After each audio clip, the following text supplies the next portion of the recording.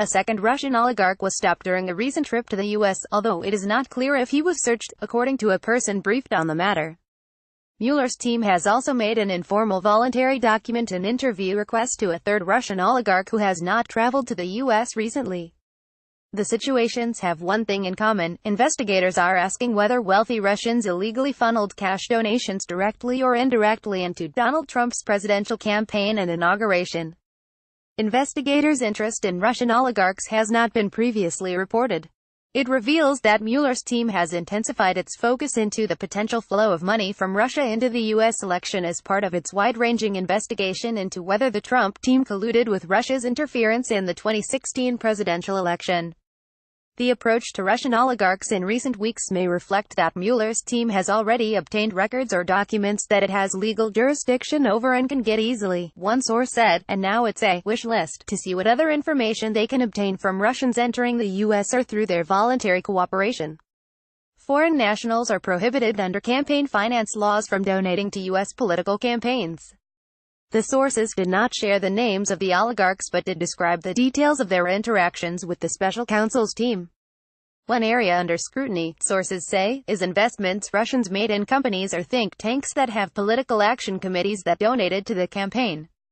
Another theory Mueller's office is pursuing, sources said, is whether wealthy Russians used straw donors, Americans with citizenship, as a vessel through which they could pump money into the campaign and inauguration fund.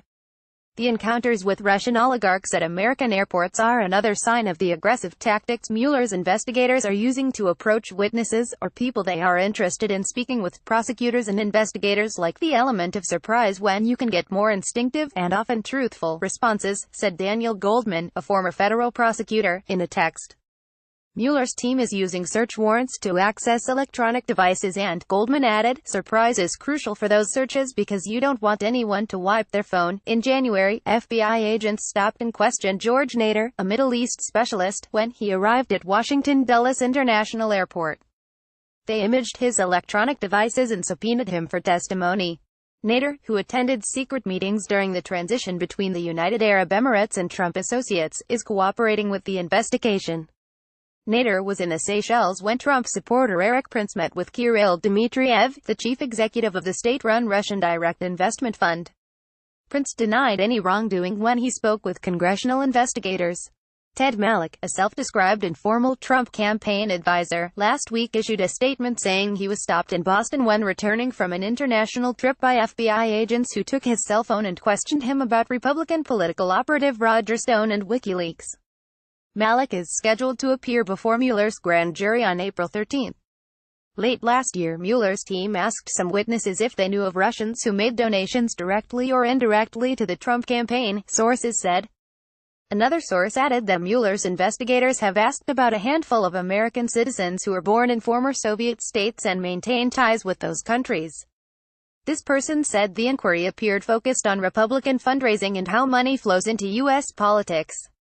ABC News reported in September that Mueller's team has asked questions about the timing of contributions from U.S. citizens with ties to Russia, citing a Republican campaign aide interviewed by Mueller's team. Trump raised $333 million for his presidential campaign, according to the Center for Responsive Politics. His inauguration committee raised a record $106.8 million, more than twice as much as any of his predecessors. Watchdog groups have criticized the committee for not disclosing how it spent the inauguration funds. Another potential source of information for Mueller's investigators is Rick Gates, a former Trump campaign deputy chairman who pleaded guilty in February to financial fraud and lying to Mueller's team. Gates worked closely with Paul Manafort, who was Trump's campaign chairman for part of 2016, and stayed on as deputy chair of Trump's inaugural committee. As part of his plea agreement, Gates is required to cooperate with Mueller's investigators and answer all their questions. It isn't clear whether Mueller's team has identified illegal financing or if the questions are more exploratory.